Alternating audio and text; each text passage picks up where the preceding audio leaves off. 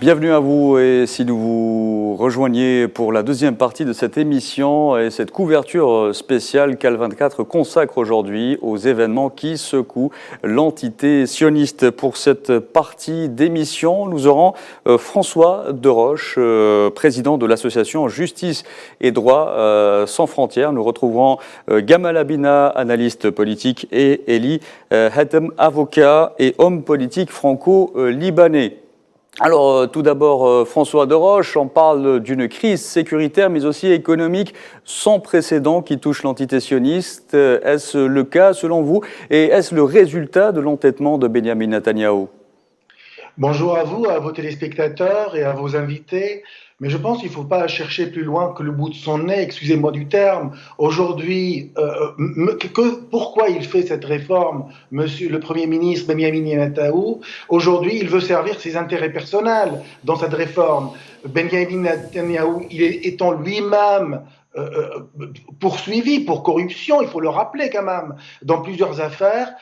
Aujourd'hui, tout le monde pense, et à juste titre, qu'il veut qu'en cas d'adoption de la réforme, il pourrait s'en servir pour casser un éventuel jugement venant de le condamner.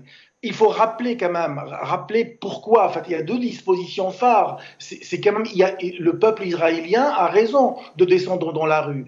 Aujourd'hui, il y a deux dispositions phares dans cette réforme qui modifient carrément le processus de nomination des juges.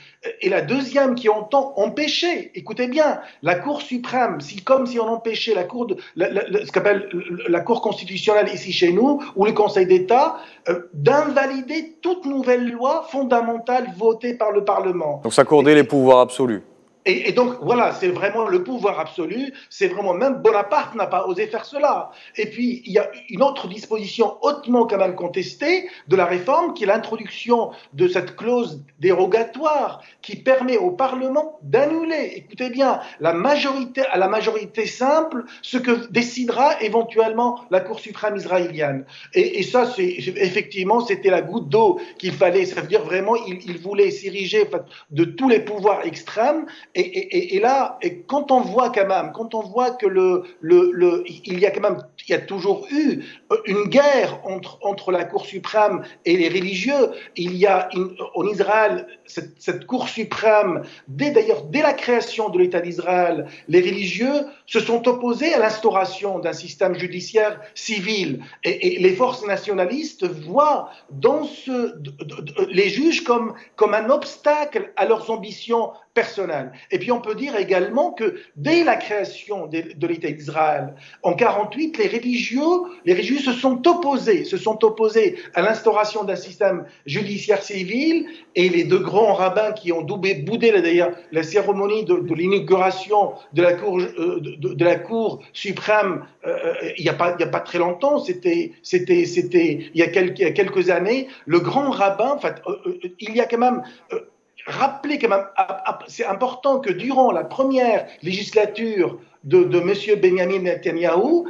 on voyait les religieux, ils ont échoué à s'entendre, oui, et sur un socle commun, et cela explique en partie pourquoi Israël, jusqu'à maintenant, n'a pas de constitution. Donc aujourd'hui, on peut dire que c'est beaucoup plus profond que ça remonte au XVIIIe siècle, on pourrait expliquer cela, mais en tout cas, aujourd'hui, nous assistons à un regain spectaculaire de cette guerre des cultures entre Ashkénazes, entre religieux et laïcs, et aujourd'hui, la Cour suprême se retrouve au milieu, car elle est le bastion des valeurs libérales d'Israël que les libéraux israéliens ont toujours défendues. Très bien. Gamal Abina, on parle d'un taux très suivi des manifestations à la mi-journée. Que vous évoque-t-il cela? Cette grève est très suivie. Oui, on sent qu'il y a vraiment une inquiétude sur le principe démocratique, ça c'est évident. Je crois qu'il y a eu 200 000 manifestants hier, si je ne me trompe pas, ou hier. Donc c'est une opposition qui commence à se structurer. Aujourd'hui, on parle d'une grève générale. Hein. Oui, grève générale, évidemment. Paralysant aéroport. Mais la question qui se pose, là, c'était évoqué tout à l'heure, la question de ce qu'on appelle la révolution de couleur. On commence à reprocher d'ailleurs à George Soros, qui était effectivement, avec l'Open Society, très très à la manœuvre sur la révolution de couleur en Europe orientale et au Moyen-Orient particulièrement. On a eu beaucoup de mouvements comme cela. Donc on veut lui mettre sur le dos, lui qui est juif hongrois, le fait de vouloir déstabiliser Israël. J'y crois pas une seconde. En revanche, ce qui inquiète réellement les juifs de l'extérieur, donc qui ont un recul sur la politique israélienne, c'est cette idée que ça commence à être un État de plus en plus radical, de plus en plus extrémiste, avec des propos politiques tenus, hein, je parle bien de politique, d'un ministre, par exemple, ministre des Finances, qui va quand même utiliser des propos extrêmement racistes vis-à-vis des Palestiniens, en niant leur existence. Ça a été relevé par les autorités algériennes qui ont elles aussi sont insurgées contre ça en disant que c'est la négation de l'existence d'un peuple. Donc ça rappelle un peu, par beaucoup d'abord, ce qui s'est passé dans les années 30. Ensuite, il y avait aussi un autre aspect qui était évoqué, le caractère religieux. C'est vrai que Malraux disait le 21e siècle sera spirituel ou ne sera pas. Ce 21e siècle, on est en plein dedans. Effectivement, le spirituel est religieux aussi. Et ce spirituel est devenu une véritable arme dogmatique, offensive contre ce qu'on appelle les laïcs, contre les gens qui veulent séparer le spirituel, effectivement, du temporel. Et dans le temporel séparer le religieux, excusez-moi, du politique.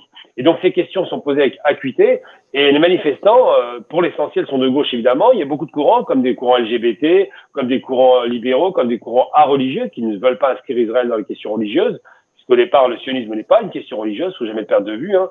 Le ciment sioniste part sur une idéologie qui a une base religieuse, c'est vrai, mais l'idéal sioniste, ce qu'on appelait à l'époque le kibbutzi, donc, cet idéal se fondait sur l'idée que c'était un peuple qui était martyrisé, un peuple sans terre, qui devait retrouver une terre sans peuple. Bon, il n'y a jamais eu de terre sans peuple, mais il n'en demeure pas moins que cette idée, c'était l'idée d'un refuge, ce fameux foyer national juif, qui était voulu par Théodore Herzl et par les chrétiens avant lui d'ailleurs.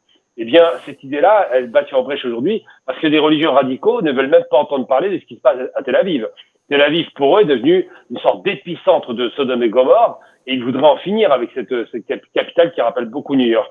Et tout ça conduit à une fracturation de la société qui fait qu'aujourd'hui, effectivement, il y a des manifestations, mais c'est des questions d'ordre simplement de droit, d'ordre de liberté individuelle et de séparation de pouvoir par rapport aux religieux, évidemment, et aux politiques, et surtout des séparations de pouvoir par rapport aux politiques et aux judiciaires. Donc c'est ces questions qui inquiètent la population. Gamal Abina, pensez-vous que le gouvernement Netanyahou va faire machine arrière concernant cette réforme judiciaire et répondre à l'appel lancé ce matin par son président? Alors, le président Herzog, évidemment, est très en colère parce qu'il ne s'attendait pas à une manœuvre comme celle-là. Netanyahou est un homme qui, à la fois, est arrogant. On l'a bien vu plusieurs fois dans différents conflits qu'il a opposés aux pays arabes, particulièrement le Liban et les Palestiniens, puisqu'il y a eu Gaza, il y a eu aussi le Liban, les retours de 20 ans de guerre qui était à la tête de l'État sioniste, même s'il n'était pas aux commandes à ce moment-là. Mais ce qui est certain, c'est que Netanyahou s'inscrit dans une logique un peu messianique. Donc, il n'écoutera pas forcément son président, parce que le président est symbolique en Israël. Il écoutera surtout son opposition, qui est pas négligeable. L'opposition qui commence un petit peu à se renforcer malgré tout, mais qui reste minoritaire, quoi qu'on en dise. Et il écoutera surtout la société civile qui s'inquiète des droits fondamentaux. C'est-à-dire que même dans son mouvement, des questions sont posées. Je pense que s'il recule, ce ne sera pas un recul total, parce que c'est pas le style du personnage, mais plutôt une sorte d'habillage de cette réforme pour la rendre beaucoup moins hostile, beaucoup moins inquiétante par rapport à la population, mais il ira jusqu'au bout. C'est pas un homme de compromis, c'est pas un homme de négociation, c'est un homme qui est stratège, qui est très habile, qui a su reculer et laisser sa place un temps à un opposant, à un concurrent dans le pouvoir, mais qui est revenu aux commandes, et c'est ça qui est le plus inquiétant. C'est qu'en vérité, avec toutes les casseroles qu'il a, tous les problèmes judiciaires, toute cette posture, cette économie qui est en branle, qui ne marche pas bien, eh bien, il revient tout de même aux affaires, quoi qu'il arrive, et c'est quand même la 3e fois qu'il est aux commandes de l'État sioniste. Donc Netanyahou ne reculera pas, mais va certainement trouver un terrain d'accommodation pour un petit peu faire baisser la tension. Eli Hatem, je reviens à vous. Alors aujourd'hui, les États-Unis ont exprimé des inquiétudes, leur inquiétude vis-à-vis de ces manifestations, mais les États-Unis n'ont pas réagi par rapport à plusieurs événements qui se sont produits et qui concernaient des civils palestiniens, notamment des assassinats, des arrestations sommaires. Comment voyez-vous cela ?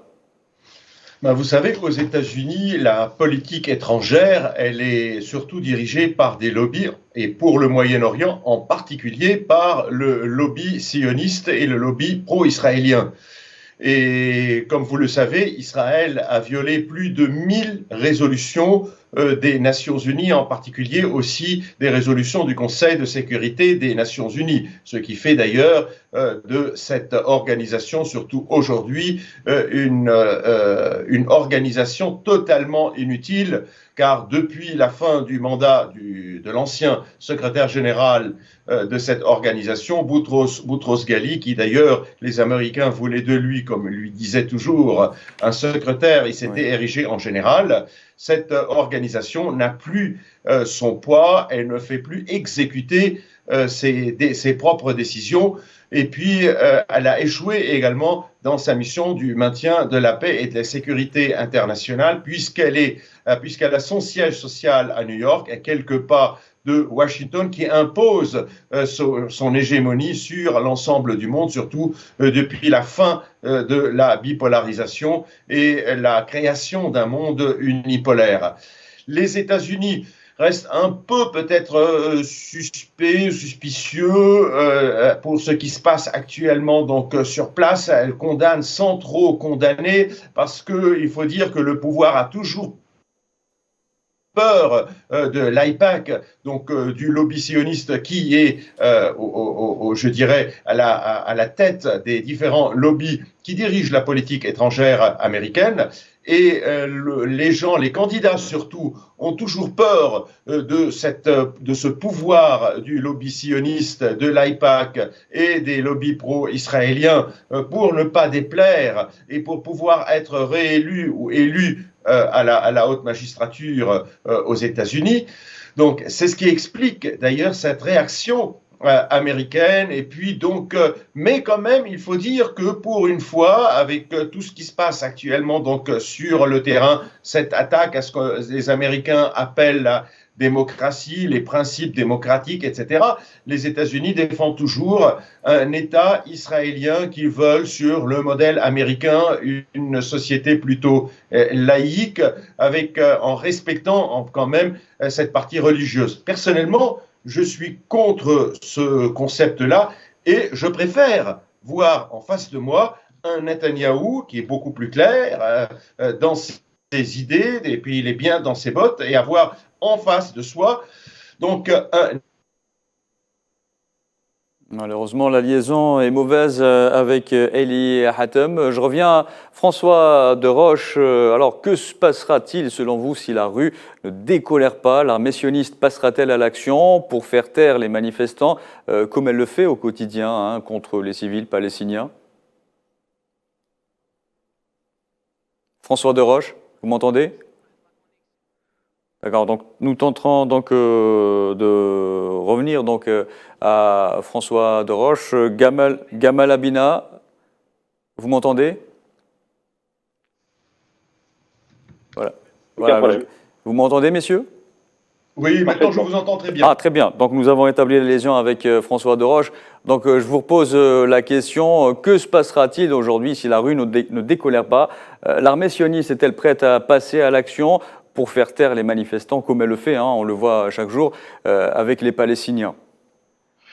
Écoutez, tout d'abord, moi je suis optimiste parce que aujourd'hui, on a vu ce matin, il y a une fissuration qui commence à apparaître dans le Likoud. Il y a le premier consul israélien aux États-Unis qui a démissionné, qui soutient le ministre qui a été mis à la porte. Aujourd'hui, bien sûr, il faut se méfier de M. Netanyahou. Netanyahou, quand il compare les colons israéliens qui ont mené, vous savez, dimanche, une expédition punitive dont l'impunité la plus totale contre le village palestinien de Hawara en Cisjordanie, après le meurtre, vous savez, de deux d'entre eux, il a présenté le débat sur sa réforme comme une guerre culturelle. Et donc aujourd'hui, il a plus d'un tour dans son sac, M. Netanyahou. Mais aujourd'hui, il y a une telle fissuration dans le Likoud, alors qu'on ne sait même pas que si cette loi se présente devant le Parlement israélien, on n'est pas certain aujourd'hui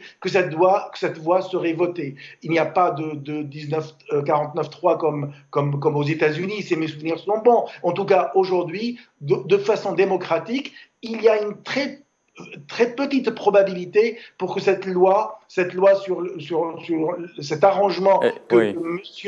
Netanyahu veut faire donc, pour faire passer cette loi. Puisque vous en parlez, François Deroche, alors toutes ces cassures ne font en fait que révéler au grand jour le vrai visage des dirigeants sionistes, décrits pourtant par des médias occidentaux comme étant des défenseurs des principes de la démocratie. Aujourd'hui, comment peut-on décrire cette autorité ?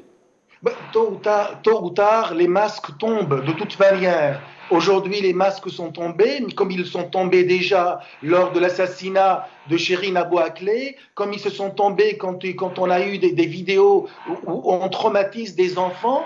Vous savez, Israël n'a pas de constitution, comme je vous l'ai dit tout à l'heure, et aujourd'hui, elle se permet de faire tout et n'importe quoi. Aujourd'hui, il y a quand même rappelé ce qu'a dit le président Herzog, c'est quand même très important à mon sens, parce qu'il est quand même fils de religieux. Il est fils de religieux, et malgré tout, il demande à M. Netanyahou de suspendre cette réforme. Ça veut dire qu'il y a le feu à la maison. Aujourd'hui, il y a le feu à la maison d'Israël, et il est temps que la rue puisse reprendre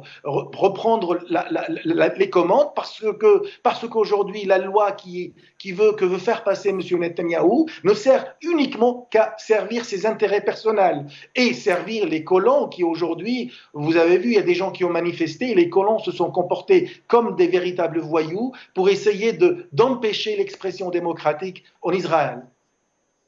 Très bien. Donc, je reviens à Gamal Abidin à présent. Alors, cette droite qui se radicalise menace-t-elle de faire voler en éclats toute initiative de paix israélo-palestinienne ? Quel est l'impact de ces manifestations sur ce processus ? Moi, j'ai toujours été catégorique par rapport à ces fameuses initiatives de paix. Elles n'existent pas. Il n'y a jamais eu de volonté de paix d'Israël, c'est les plus forts, ils savent qu'ils ont une armée puissante, que les Arabes sont divisés, que les Palestiniens sont désarmés, donc la paix n'existe pas, c'est juste balader les Palestiniens comme en 93, il y a 30 ans, le 13 septembre 93, ils signent un accord de paix, qui devait donner naissance 5 ans plus tard à c'était Gaza, Jéricho, puis ensuite l'État palestinien, ça n'est jamais arrivé, ça ne les intéresse pas. Il y a eu effectivement l'assassinat d'Israël Rabin en 95, mais l'idée de la paix d'un plus fort face à un plus faible dans un rapport de force déséquilibré est impossible.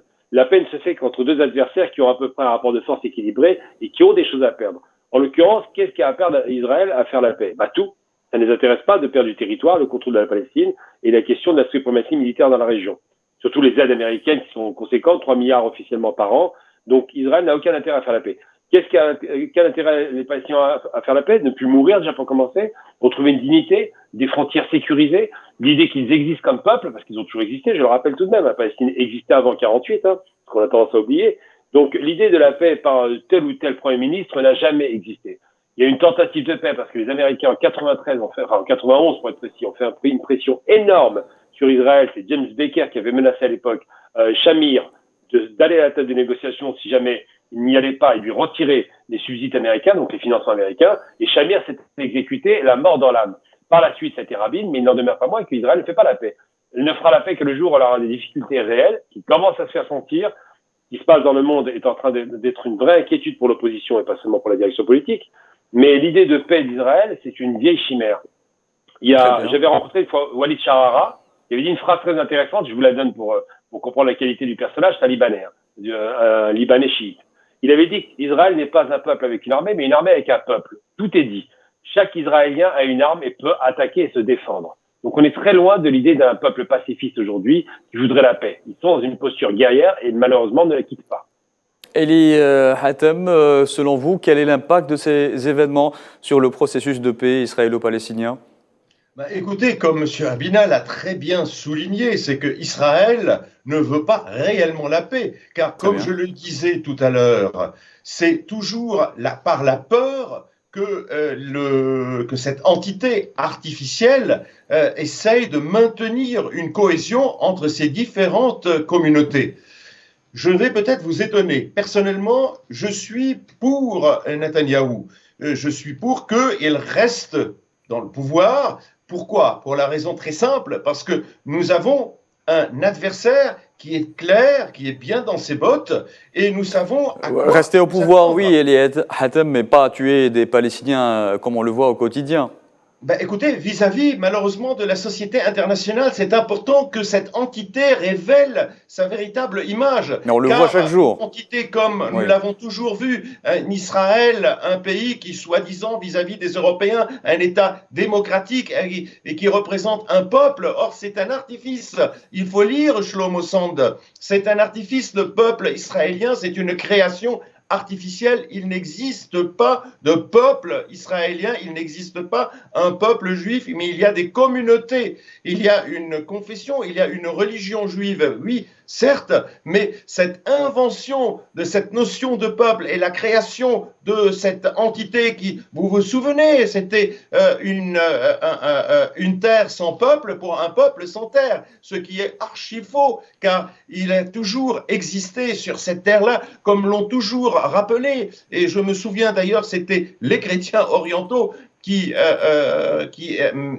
alertaient l'opinion publique à l'époque au 19e siècle, surtout depuis d'ailleurs la création des amants de Sion, de se faire prévaloir, si vous voulez, de cette idée comme quoi c'est un danger. Aujourd'hui, ce sont ces groupes qui veulent s'installer un jour ou l'autre. Tous ces immigrés qui venaient, c'était les Bilouim à l'époque, et puis avant même la création du mouvement sioniste international, et qui vont essayer de créer un État sur notre propre pays. C'était Najib Azouri qui avait révélé cela, et par la suite c'était Georges Antonius, et j'en passe. Et nous sommes arrivés à cette situation après la Seconde Guerre mondiale, où la société occidentale, où le monde entier ne pouvait pas dire non pour la création de cette entité artificielle. Or, aujourd'hui, il faut absolument que la réalité de ce qui se passe sur le terrain dans cette entité-là, la façon dont le peuple palestinien est exterminé d'une manière progressive, parce que ça, c'est l'expression d'ailleurs réelle, il y a une extermination progressive de la population palestinienne, et tout cela avec un silence international, sans aucune condamnation qui est faite. Aujourd'hui, la société internationale a condamné l'invasion ou l'opération russe en Ukraine en disant que c'est une agression, que c'est une occupation. Or, on ne parle pas du tout de l'occupation de la Palestine par cette entité artificielle qui veut imposer ses propres normes et qui est en train d'effectuer sur le terrain, ce que M. Abina a souligné tout à l'heure, les véritables actes, les véritables agissements de ce qui s'est passé lors de la Seconde Guerre mondiale. Quand vous voyez la photo de ces enfants brûlés, vivants, alors je dirais que peut-être même lors de la Seconde Guerre mondiale, les nazis n'ont pas procédé à à ces actes aussi odieux qui sont commis contre la population palestinienne aujourd'hui. Donc retour, si vous le voulez bien, à François Deroche. Alors ces événements interviennent à l'heure où les factions palestiniennes affichent un réel rapprochement, notamment après la signature de la déclaration d'Alger. Y a-t-il un lien entre les deux événements ? Je pense qu'il n'y a pas de lien. En fait, aujourd'hui, les Palestiniens, de toute façon, sont condamnés à s'entendre s'ils veulent avancer. Mais aujourd'hui, on n'a pas vu grand-chose, même malgré les intentions, les bonnes intentions des uns et des autres. On ne souhaite que cela, c'est-à-dire que pour pouvoir avancer, il faut que ces factions palestiniennes puissent s'entendre pour décider d'une ligne claire, pour combattre, bien sûr. C'est un État fasciste, c'est un État où l'apartheid existe. On parle de démocratie, mais c'est une mascarade. Il faut prouver, il faut saisir le tribunal pénal international. Après la mort de Shirin Abu Akleh, aujourd'hui, on n'a rien vu venir. Pourquoi ces deux poids, deux mesures ? Aujourd'hui également, mais malgré tout, il y a quand même des Juifs à travers le monde qui sont un peu plus cortiqués, qui veulent aujourd'hui, qui rappellent le gouvernement israélien à suspendre cette réforme judiciaire parce qu'elle divise vraiment profondément l'État hébreu. Aujourd'hui, Donc, ils appellent à rétablir au plus vite le calme, le dialogue dans la société israélienne, sauf que ce dialogue n'existe plus. Aujourd'hui, regardez, il y a un réalisateur qui a eu un Golden Globe récemment, il a été arrêté par la police, il a été maltraité. Il y a ce manifestant qui parce qu'il manifestait, c'est le droit d'expression, il voulait mettre de la peinture rouge pour exprimer sa colère. Et ben, le juge n'a pas voulu le libérer. C'est-à-dire qu'aujourd'hui, les juges se mettent au service de l'État, ils deviennent comme les colons, c'est-à-dire le bras armé de Netanyahou. Mais aujourd'hui, il y a une véritable fracture au sein de la société israélienne. Il faut que les Palestiniens puissent en profiter pour expliquer ce qui se passe. Mais de toute façon, on a expliqué, on a vu ces exactions régulières. Regardez les démolitions de maisons, brûler des enfants, oui, comme l'a dit M. Eliatem. Aujourd'hui, faire l'impardonnable. Bien sûr, effectivement, pendant la Deuxième Guerre mondiale, on peut dire qu'il n'y avait pas de radio, il n'y avait pas d'images comme aujourd'hui avec les réseaux sociaux, parce qu'on n'a jamais dit qu'on brûlait des juifs à l'époque. Mais sauf que maintenant, on a le son et on a l'image. Donc c'est encore plus condamnable. Et j'espère que les fractions palestiniennes vont trouver la raison pour vraiment s'unir et pour aller devant les instances internationales et pour pouvoir tout simplement se défendre. Très bien. François Deroche, alors qu'il est, Benyamin Netanyahou ne dispose quasiment plus d'aucun soutien. Sur le plan externe, il a aussi attisé des tensions inutiles notamment avec l'Iran, qu'il ne cesse de diaboliser, chose que ses propres partisans lui reprochent. Pourquoi cette autodestruction ? Et cela intervient aussi à l'heure où l'Arabie Saoudite normalise donc ses relations avec l'Iran, que l'entité sioniste diabolise. Écoutez, aujourd'hui, il diabolise l'entité. Aujourd'hui, c'est vraiment une question de vie ou de mort pour M. Benyamin Netanyahou. Aujourd'hui, il est poursuivi par cette justice qu'il veut complètement casser. Aujourd'hui, s'il est condamné, il ne pourra plus être Premier ministre. Donc, et comme lui, il voit qu'il va être complètement il va être condamné, donc il a peur et donc il est en train de défendre, avant de défendre la justice de son pays, il est en train de défendre ses intérêts personnels. Et aujourd'hui, quand on voit ces plusieurs milliers d'Israéliens qui descendent dans la rue, qui protestent contre une réforme qui est voulue par M. Benyamin Netanyahou et par quelques religieux qui contestent l'ordre civil, parce que pour eux, Israël, c'est un État juif. D'ailleurs, quand on parle d'Israël, on ne dit pas l'État d'Israël, on dit l'État juif. Donc, ça veut dire que et le fait de ne pas avoir de constitution, également, permet à ces religieux de faire tout et n'importe quoi. Effectivement, l'extrême droite, elle voit, ils savent que l'occasion ne se représentera plus, d'où l'urgence de mener des discussions, c'est-à-dire qu'aujourd'hui, il y a véritablement, ils savent qu'il y a une difficulté, il y a un mécanisme qu'il faut préserver pour pouvoir tout simplement préserver leur autorité, comme ils l'ont toujours gardé, ce pouvoir religieux depuis la création de l'État d'Israël en 1948. Il s'est opposé à toute instauration de système judiciaire, et aujourd'hui ils veulent continuer. Et Benyamin Netanyahou, il est leur bras armé, il veut tout simplement faire en sorte pour décider, permettre aux religieux, aux intégristes de décider à la place d'un État civil, d'un État laïque. Très bien. Et je reviens à Eli Hatem. Alors, nous venons de l'aborder avec François Deroche. J'aimerais vous poser la même question. Alors, à l'heure où je vous parle, Benyamin Netanyahou ne dispose quasiment plus d'aucun soutien sur le plan externe aussi. Et il a aussi attisé des tensions inutiles avec l'Iran, qu'il ne cesse de diaboliser, chose que ses propres partisans lui reprochent aussi. Oui, c'est normal, parce que comme je le disais tout à l'heure dans la première partie de votre émission, en fait, Israël, ou cette entité artificielle, ne vit que par la peur, pour garder une certaine cohésion entre les différentes communautés qui la composent.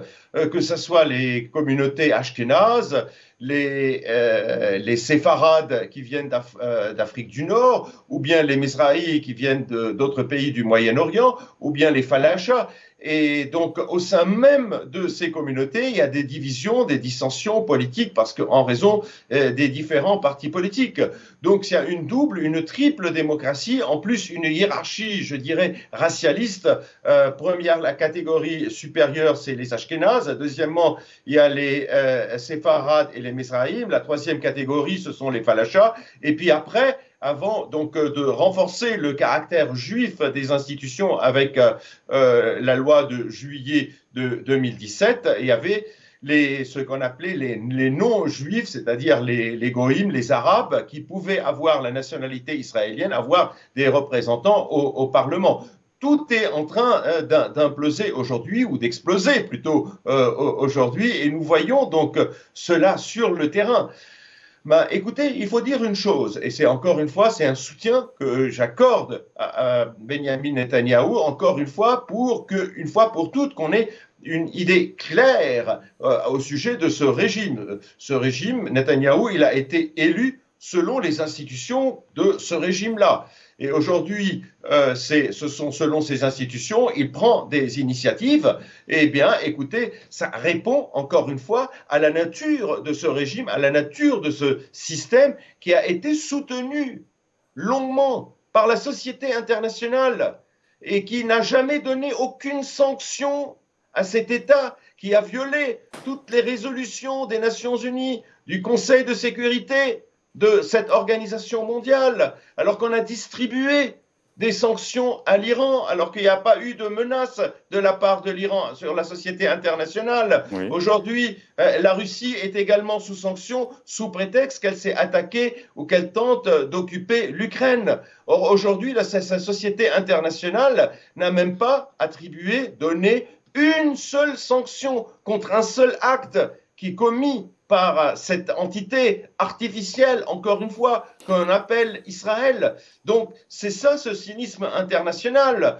Or, aujourd'hui, si un Netanyahou reste au pouvoir avec un État qui viole tous ces principes de droit international public, ça sera un très bon argument à la population, aux Palestiniens aujourd'hui, de demander à la société internationale pourquoi ces deux poids et ces deux mesures, surtout que cette société internationale assiste à la sortie de ce monde unipolaire vers un monde multipolaire avec la Russie qui a émergé, la Chine, l'Iran, d'autres pays du monde, à savoir l'Amérique latine, le continent africain, les pays de l'Asie, et comme vous l'avez souligné tout à l'heure aussi, ce rapprochement entre l'Arabie saoudite et l'Iran. Donc tout cela vont faire qu'il y a un nouvel ordre mondial qui est en train de se positionner ou de naître et d'émerger, et devant lequel on ne peut plus se soustraire au droit international, à l'équité. Et c'est ça, en fait, qu'il faut voir dans la situation actuelle. Très bien, Gamal Abina, sur le plan géopolitique, il y a aussi ce rapprochement qu'on vient d'évoquer entre l'Arabie saoudite et l'Iran. En voulant donc diaboliser et donc isoler l'Iran, Netanyahou s'est isolé lui-même. C'est-à-dire que le consensus anti-iranien dans l'État sioniste n'est pas une nouveauté, hein, ça a toujours été le cas. Depuis la fin de la guerre en 88 face à l'Irak, Israël annonçait systématiquement que l'Iran était au seuil de la bombe atomique, dans 6 mois aurait la bombe atomique, et ça fait plus de 30 ans que ça dure maintenant. Donc la question qui se pose, c'est ce discours est parfaitement entendu et accepté au sein de la population israélienne. La question qui se pose, c'est est-ce qu'aujourd'hui, sachant qu'il y a un changement géostratégique considérable qui est intervenu, c'est-à-dire qu'ils ont l'Arabie, en acceptant sous l'égide des Chinois tout de même, hein, c'est pas rien, la paix avec l'Iran parce que l'Arabie se sent en danger par les États-Unis, elle a le sentiment qu'il y avait, c'est surtout particulièrement le Ben Salman qui se sent en danger, il a l'impression que Biden veut sa peau, eh bien, ils se sont rapprochés de façon extrémiste à l'Iran, et ça a cassé la stratégie américaine qui était dans le cerveau de Brzezinski de fissurer le monde musulman entre les 80% de sunnites et les 20% de chiites. Ils avaient créé ce qu'ils appelaient l'axe chiite. Donc c'est un peu une idéologie qui a été voulue par le roi de Jordanie, qui expliquait qu'il y avait un croissant chiite qui se mettait en place et que ce croissant chiite, à l'image du croissant à l'époque fertile du Moyen-Orient, ce croissant chiite était un croissant dangereux pour le monde sunnite. Donc cette guerre Iran-Irak ne s'inscrivait pas du tout dans le clivage entre sunnites et chiites, mais par contre, avec ce retour de la paix entre le grand État sunnite, qui est donc l'Arabie saoudite, dite saoudite, avec je crois qu'il y a 30% de chiites chez eux, et puis surtout l'État iranien de la révolution islamique, eh bien cette paix entre ces deux États a cassé cette idée du croissant chiite. Ça avait déjà commencé d'ailleurs avec ce qui s'est passé avec une division que soutenue notamment par l'entité sioniste. Ah bah bien sûr, Israël, le gouvernement Netanyahou a tout fait pour diviser justement les communautés, les différentes communautés musulmanes.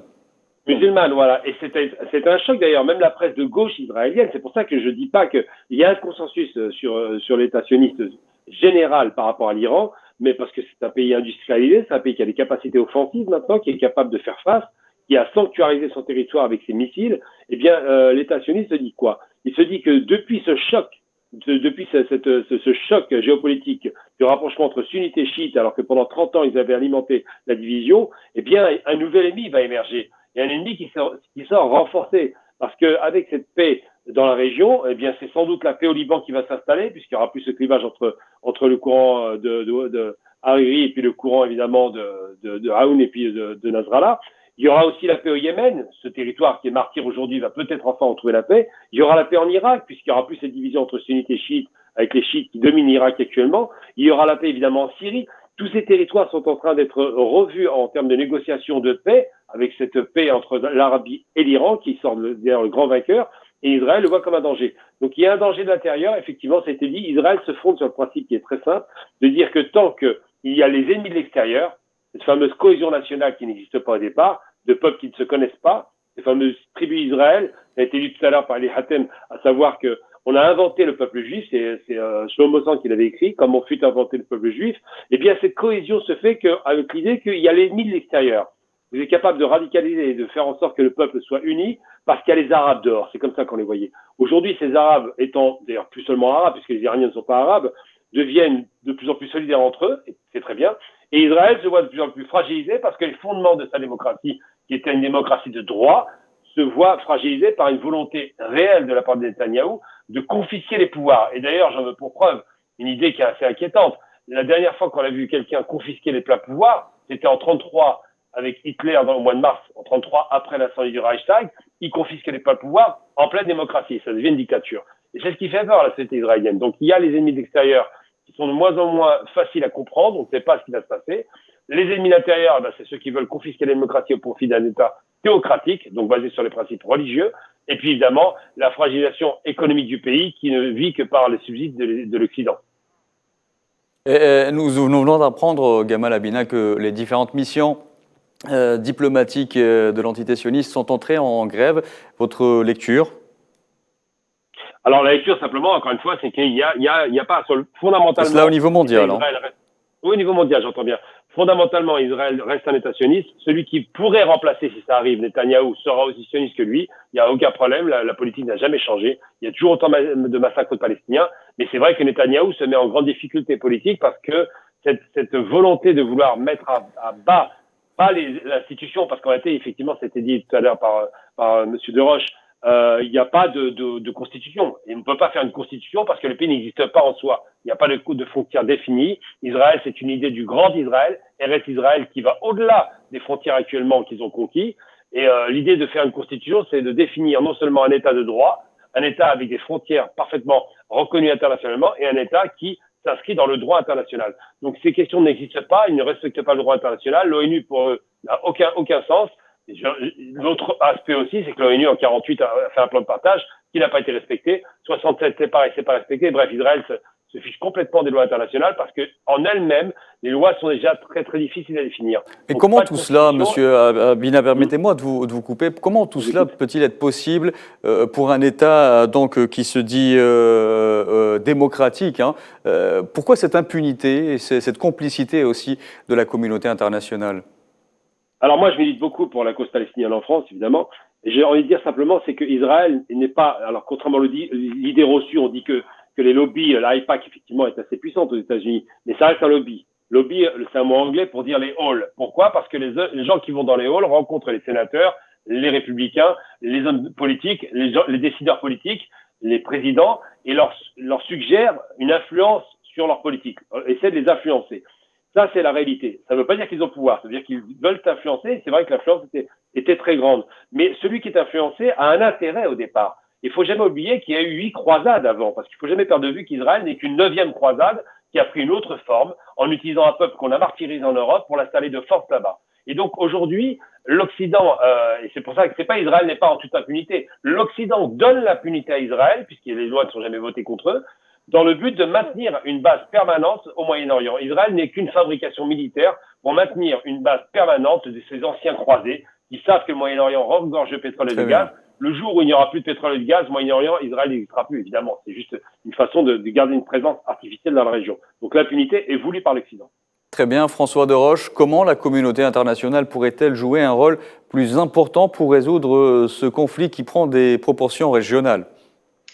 Ben écoutez, je pense tout d'abord, il faut qu'on commence par les pays arabes. Quand on voit le Maroc, quand on voit les Émirats arabes unis, qui viennent de signer un traité de libre-échange avec Israël, moi, je m'interroge. Donc, avant de balayer devant les autres, il faut balayer devant eux-mêmes. C'est-à-dire, aujourd'hui, ces pays-là qui apportent énormément de tort à la cause palestinienne. Parce qu'on a parlé, effectivement, j'espère que la paix va régner in fine, mais quel est le prix à payer aujourd'hui? Ce qui se passe il n'est pas normal que des États qui soi-disant qui respectent les droits de l'homme puissent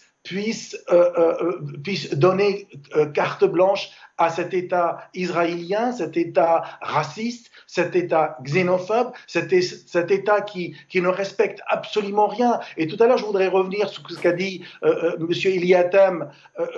Il a dit qu'Israël a violé toutes les résolutions des Nations Unies. Je dirais même plus que ça. À la rigueur, quand on viole, ça veut dire qu'on l'a déjà appliqué. Et puis après, on le viole. Israël n'a jamais appliqué une seule résolution des Nations Unies. Donc aujourd'hui, comme le disait Charles de Gaulle, le machin, ça sert absolument à rien. Mais par contre, quand il s'agit de bombarder l'Irak, eh ben tout le monde se cache derrière des résolutions onusiennes. Bien sûr, effectivement, il faut que cet ordre mondial change. On l'a vu aussi avec la Russie qui a essuyé une pluie de sanctions qui ont suivi donc le conflit avec l'Ukraine. Et puis quand on sait que c'est l'Ukraine qui a commencé la guerre, ce n'est pas la Russie. Depuis 14 ans aujourd'hui, l'Ukraine, elle est en train d'attaquer cette population russophone qui était en Ukraine et qui les massacrait. On considérait qu'il y a eu quand même 14 000 morts, des gens qui étaient assassinés, exécutés froidement. Bien sûr, il était temps que la Russie intervienne, mais encore je rappelle à tout le monde et ça tous les historiens vous diront, que cette guerre venir provoquer une grande nation, une grande puissance en venant installer des missiles nucléaires à sa frontière, bien sûr, c'est normal. Je pense que la France n'accepterait pas, les États-Unis n'accepteraient pas, et aucun État de la coalition actuelle contre la Russie n'accepterait cette provocation gratuite qui aujourd'hui coûte malheureusement la vie à des centaines de milliers de Russes et de centaines de milliers d'Ukrainiens. Très bien. Eli Hatem, je vous retourne la même question. Comment la communauté internationale pourrait-elle jouer aujourd'hui un rôle plus important pour résoudre ce conflit ? Écoutez, tout d'abord, qu'est-ce que la communauté internationale ? Est-ce que c'est ce qu'on voit aujourd'hui, autrement dit les États-Unis, avec le Canada, l'Australie et quelques pays de l'Union européenne ? Ça, c'est la première question. Et puis la Grande-Bretagne, bien entendu, le monde anglo-saxon, en quelque sorte. Aujourd'hui, on voit que les choses sont en train de changer.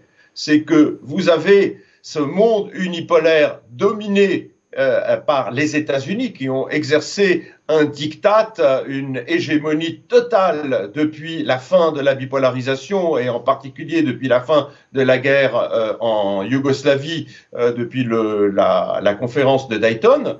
Mais les choses ont totalement changé parce qu'aujourd'hui, malheureusement, à cause de cette malencontreuse guerre en Ukraine, nous avons un espoir qui est en train de naître, qui est celui de voir l'émergence d'un monde multipolaire avec l'émergence d'un nouveau monde libre qui s'affirme, c'est-à-dire à savoir la Russie qui est en dissension avec les États-Unis.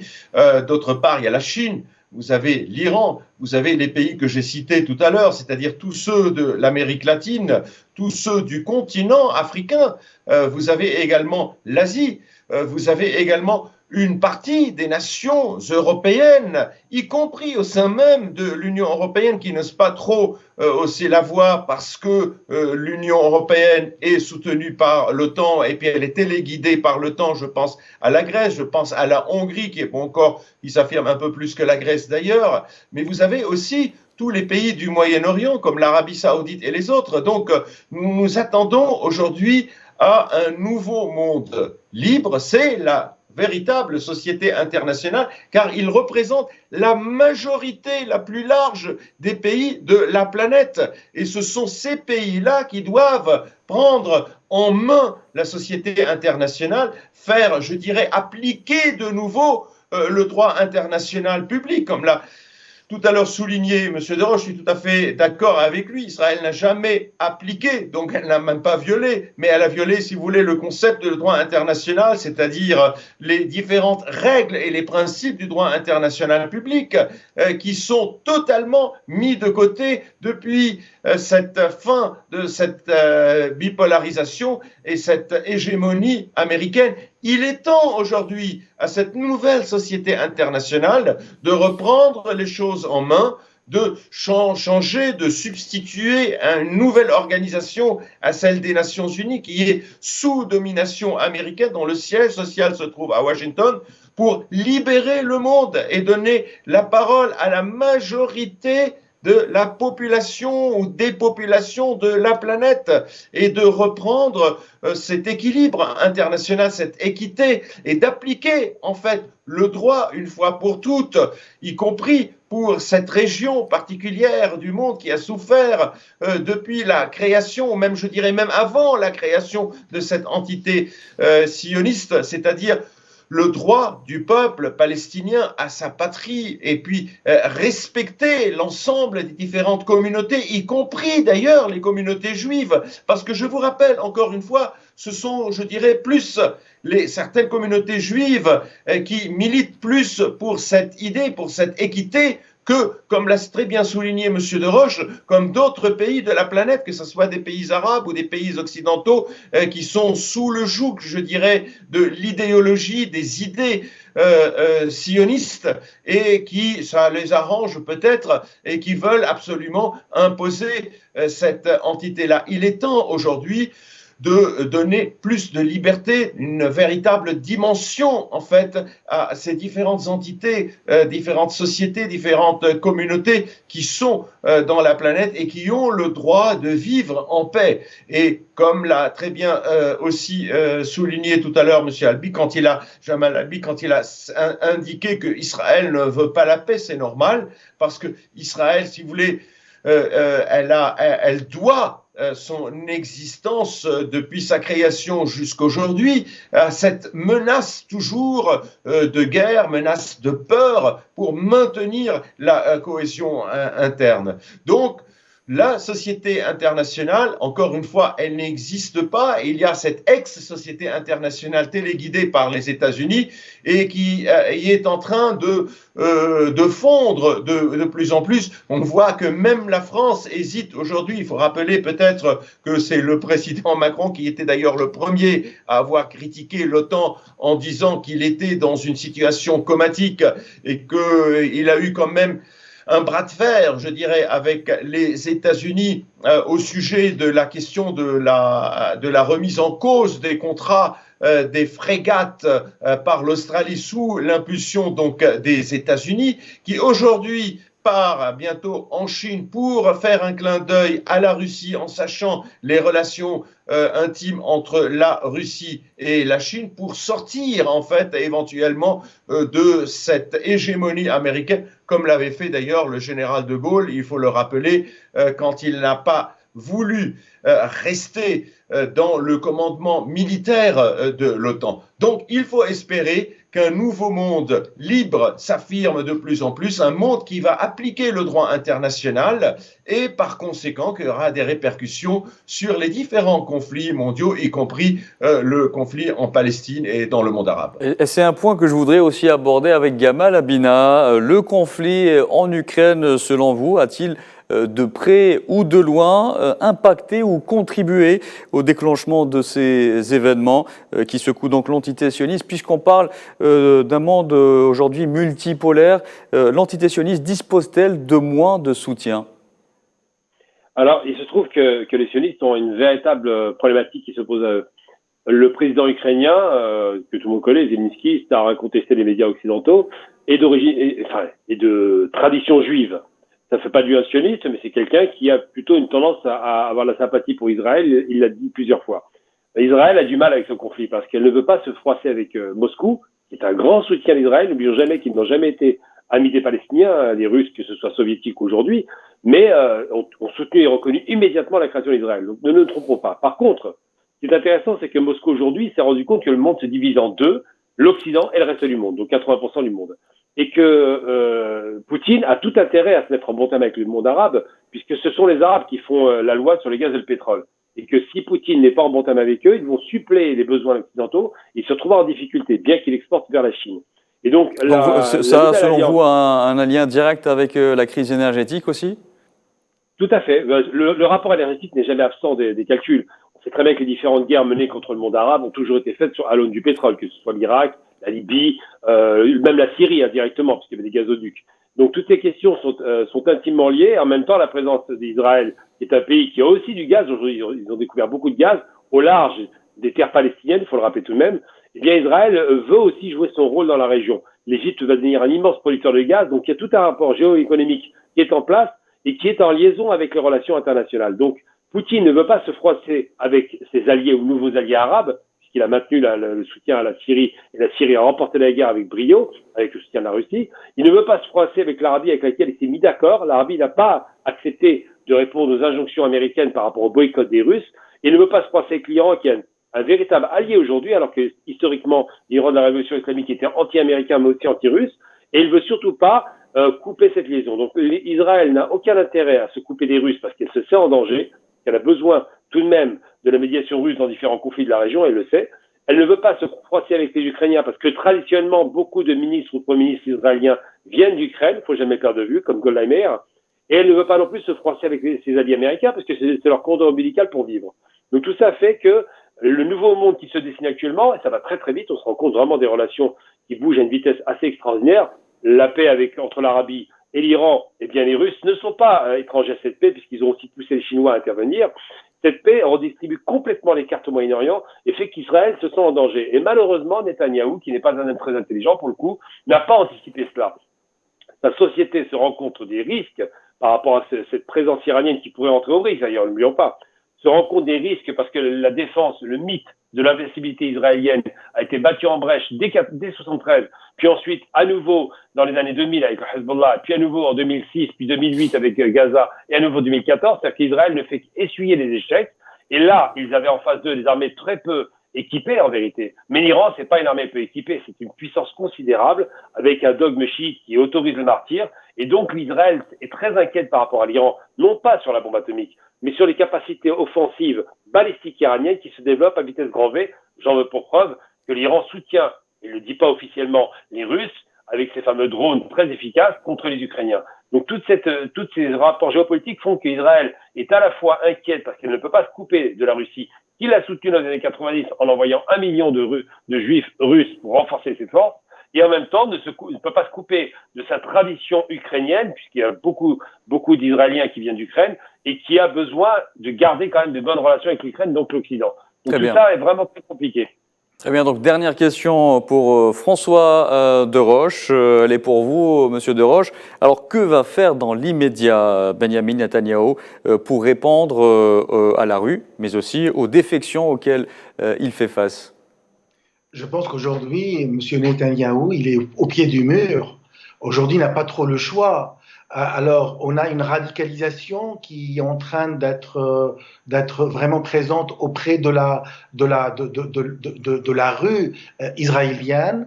Il y a également, rappelez-vous, cette phrase qui a été dite par un juge. Il a dit tout simplement que les manifestants relèvent de cette idéologie islamo-nazie. Donc, vous vous rendez compte, il compare la radicalisation de la rue israélienne au comportement des islamistes et des nazis. Donc, ça va très loin. Et ce n'est pas n'importe qui a dit ça. C'est un juge qui exerce sa fonction en Israël. Donc, aujourd'hui, je pense qu'il faut attendre, croiser le doigt que ce gouvernement s'effondre. C'est une solution pour vous ? Les solutions, cela va-t-il faire taire la rue ? La solution pour faire taire la rue aujourd'hui, c'est compte tenu de ces exactions, aujourd'hui, il n'y a qu'une seule possibilité, c'est retirer la loi, discuter. Il y a un parlement en Israël, mais vous savez, aujourd'hui, la majorité en Israël, c'est la droite ou les deux partis au pouvoir, les deux partis extrémistes, racistes, qui sont encore plus dangereux, et on risquerait d'avoir un Premier ministre issu de ces deux partis. Donc, vous savez, c'est bonnet blanc et blanc bonnet. Très bien, et ce sera donc la dernière question qu'on aura posée dans cette couverture spéciale que vous avez suivie avec nous durant presque 2 heures. Nous avons été ensemble, nous avons suivi les manifestations donc, qui ont lieu, qui secouent l'entité sioniste, mais aussi les défections répétées contre le Premier ministre de l'État sioniste, Benjamin Netanyahou. Pour cette émission, m'accompagner en première partie donc Amjad Chihab, professeur à l'Université d'Al-Aqsa, Gamal Abina, analyste politique, Eli Hatem, avocat et homme politique franco-libanais, et Sobhi Thomas, sociologue et historien, sans oublier donc en deuxième partie François Deroche, président de l'association Justice et Droit sans frontières. Merci à vous, messieurs, d'avoir participé à cette émission. La couverture spéciale d'Al24 News continue. Très bon après-midi.